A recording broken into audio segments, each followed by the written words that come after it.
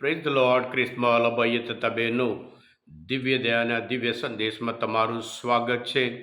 જાન્યુઆરી 20મી તારીખ. આ સંદેશ સાંભળવા તમારા સૌ માટે અને તમારા કુટુંબીજનો માટે વિશે પ્રાર્થના કરું છું.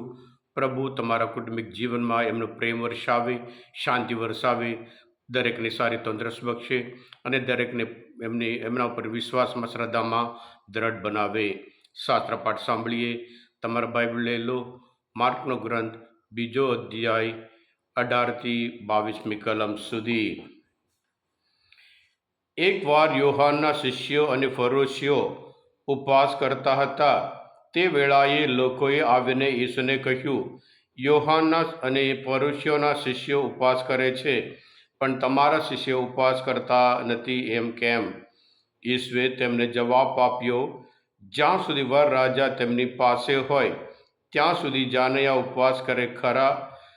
જ્યાં સુધી વર રાજા તેમની સાથે હોય ત્યાં સુધી તેમને ઉપવાસ કરવાનો હોય જ નહીં. પરંતુ એવો પણ વખત આવશે જ્યારે વર રાજાને તેમની પાસેથી લઈ લેવામાં આવશે અને તેઓ ત્યારે ઉપવાસ કરશે. કોઈ જૂના વસ્ત્ર ઉપર કોરા કાપડનું તીગડું મારતું નથી, નહીં તો એ તીગડું સંકોચાતા વસ્ત્ર વધારે ફાટે છે અને કાણું ઉલટું મોટું થાય છે. તે જ પ્રમાણે કોઈ જૂના કૂપામાં નવો દ્રાક્ષાસવ ભરતું નથી.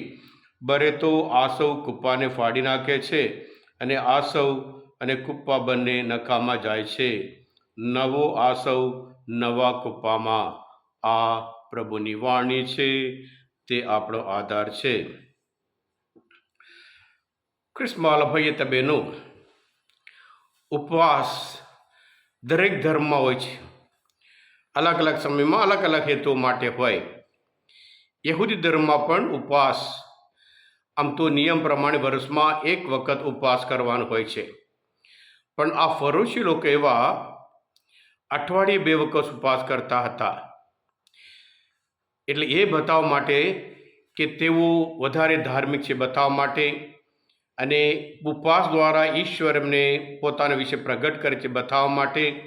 ઉપવાસ દ્વારા તેઓ ધર્મના નિયમો, આજ્ઞાઓનું પાલન કરે છે એ બતાવવા માટે છે. આમ ટૂંકમાં કહેવાનું હોય, પોતાની જાતને વધારે ધાર્મિક છે એ બતાવવા માટે તેઓ આ ઉપવાસ કરતા હતા. એટલે આજના શુભ સંદેશમાં લોકો આવીને પૂછે છે, ફરોશીઓના શિષ્ય ઉપવાસ કરે છે, યોહાનના શિષ્ય ઉપવાસ કરે છે, પણ તમારા શિષ્ય ઉપવાસ કરતા કેમ નથી? આમ જ્યારે આપણે વાંચીએ લાગે કદાચ પ્રભુ ઈસુ ઉપવાસના વિરુદ્ધ બોલે છે. પ્રભુ ઈસુ ઉપવાસના વિરુદ્ધ બોલતા નથી. પ્રભુ પોતે માતીના ગ્રંથમાં 29મા અધ્યાયમાં કહ્યું છે, આ પ્રકારના અશુદ્ધ આત્મા ઉપવાસ અને પ્રાર્થના સિવાય બીજા કશાથી કાઢી શકાતો નથી. એમ કરીને ઉપવાસ કેટલું મહત્વનું છે એ બતાવે છે. ખ્રિસ્તમાં ભાઈ બહેનો, ઉપવાસ એ ઈશ્વર પાસે આવવા માટે, ઉપવાસના લીધે ઈશ્વરના નિયમોનું પાલન કરવા માટે, ઉપવાસના લીધે નમ્રતા આપણામાં કેળવવા માટે, અને ઉપવાસ દ્વારા ઈશ્વરની ઈચ્છા શું છે એ જાણવા માટે આપણે ઉપવાસ કરીએ છીએ. હા ક્રિસ્મલ ભાઈ બહેનો, પ્રભુ પોતે આજના શુભ સંદેશ દ્વારા આપણે શીખવાડે છે, જ્યારે આપણે ઉપવાસ કરીએ ઈશ્વરની ઈચ્છા સાથે આપણી ઈચ્છા એક થઈ જવાનું છે, જેથી કરી આપણો ઉપવાસ એ ફાયદાકારક થાય એમ પ્રભુ આજના શુભ સંદેશ દ્વારા શીખવાડે છે. આપણે પણ ઉપવાસ તપૃતમાં કરતા હોય કે માત્ર ખાલી પેટે રહેવામાં ઉપવાસ નહીં, પણ એક હેતુ માટે, અને ખાસ કરીને તપૃતમાં હોય કે આપણે હંમેશા ઈશ્વરના સંતાન તરીકે જીવવા માટે, અને જે હેતુ છે જીવનમાં હૃદય પલટો લાવવા માટેનું છે, અને સાથે સાથે નમ્ર બનવા માટેનું એક અદ્ભુત હેતુ છે. હા ક્રિસ્મલ ભાઈ બહેનો, આજના શુભ સંદેશ શાસ્ત્ર પાઠ સમજવા માટે, પ્રભુજીને ઓળખવામાં મદદરૂપ થયા હોય, તમે પોતે દિવ્ય દયાનો દિવ્ય સંદેશ સબસ્ક્રાઈબ કરજો અને બીજા માટે પણ ફોરવર્ડ કરજો, કારણ તમે બધા આશીર્વાદિત છો, અભિષિક્ત છો. પ્રભુ ઈસુ, હું તમારામાં વિશ્વાસ રાખું છું. પ્રભુ તમારા અંતરમાં વસશો.